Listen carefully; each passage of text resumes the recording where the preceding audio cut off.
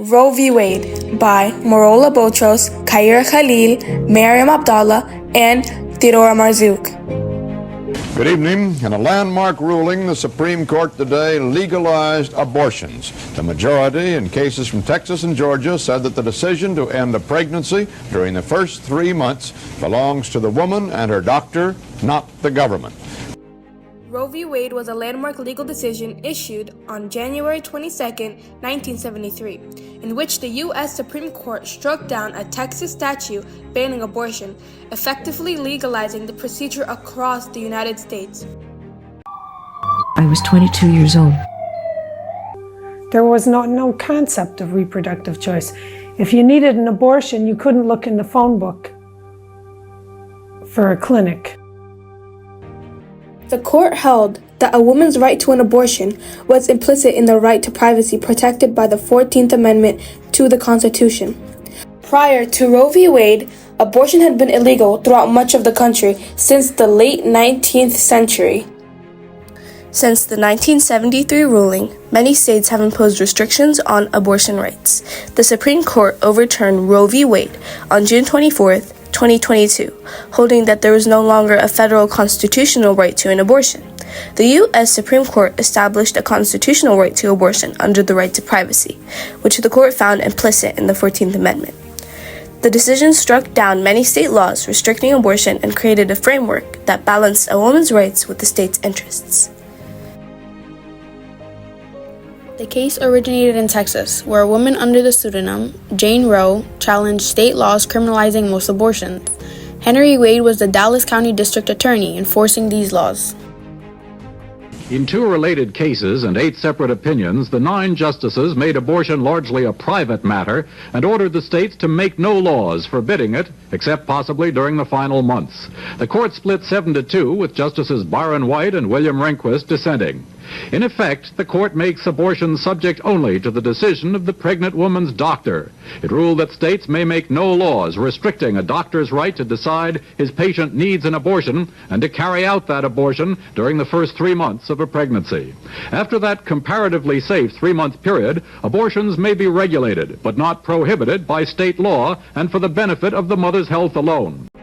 What series of events led up to Roe v. Wade? In 1969, McCorvey was denied an abortion because her pregnancy did not pose a medical risk in her life. At the time, Texas made abortion a crime unless a patient would die without it. That was common. Across the United States, lawmakers could force pregnant people to stay pregnant. In 1971, 44 states outlawed abortion, with some exceptions to save a patient's life or for limited reasons such as rape, incest, or fetal anatomy. People with time and money could travel to other states or countries where abortion was legal. People with low incomes, however, like McCorvey, had no such options. A group of Texas lawyers, including Sarah Weddington and Linda Coffey, were trying to put together a case to advocate for overturning abortion bans. Coffey learned of McCorvey through a friend who was an adoption attorney.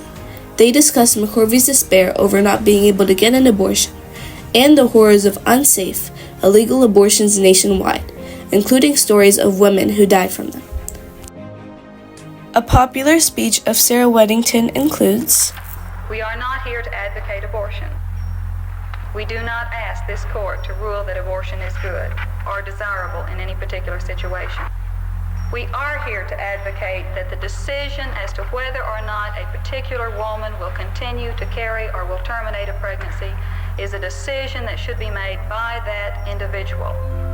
That in fact she has a constitutional right to make that decision for herself." The debate over Roe v. Wade in 1973 reflects deeply divided views on abortion rights and their place in society and law. Roe v. Wade established that the constitutional right to privacy includes a woman's decision to have an abortion, recognizing personal liberty under the 14th Amendment. Proponents argue that reproductive anatomy is critical for gender equality, health, and family planning.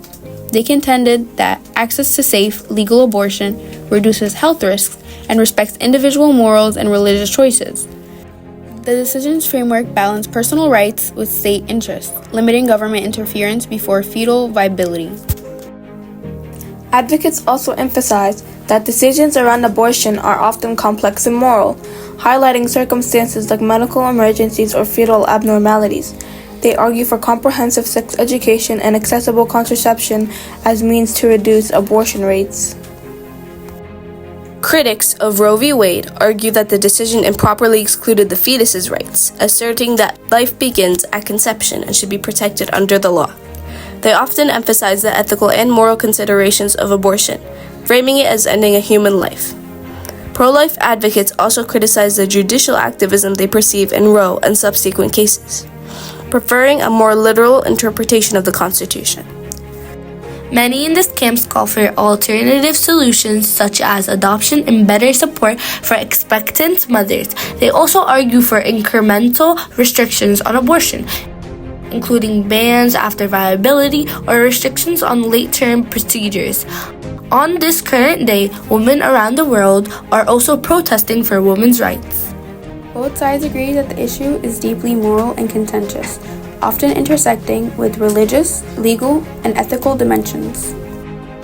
The case fundamentally shaped abortion law in the U.S. and was overturned in Dobbs v. Jackson Women's Health Organization in 2022, which returned the authority to regulate abortion to the states. The decision to overturn Roe v. Wade led to protests across the country and renewed debates about abortion rights. The ruling has also had a big impact on access to health care, especially for people living in states with strict abortion laws. Over the years, states have implemented various restrictions on abortion, including waiting periods, parental consent laws, and bans on certain procedures. These restrictions are often reviewed by the courts. The decision in Planned Parenthood v. Casey in 1992 upheld the core principles of Roe v. Wade, but replaced the trimester framework with an undue burden standard for evaluating abortion restrictions. The court created a framework based on pregnancy trimesters. In the first trimester, decisions about abortion were left to the woman and her doctor. In the second trimester, states could regulate abortions related to maternal health. In the third trimester, states could ban abortions unless necessary to protect the mother's life or health. The actual impact was Roe v. Wade legalized abortion nationwide, overturning numerous state laws that restricted access. Roe v. Wade, the landmark Supreme Court case from 1973, established a woman's legal right to have an abortion under the right to privacy protected by the Constitution. This decision fundamentally recognized productive autonomy as a right, allowing women to make personal decisions about their bodies and pregnancies. The case also highlights the responsibilities that come with these rights. While it affirms a woman's choice, it also underscores the importance of informed decision-making, considering ethical implications and the potential impact on families and society.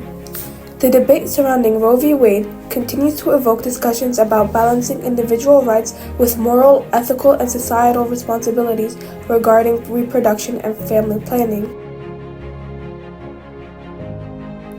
Roe v. Wade is a right and responsibility because it recognized a woman's constitutional right to privacy and making decisions about abortion while imposing the responsibility on states to regulate the procedures in ways that protect maternal health and potential life.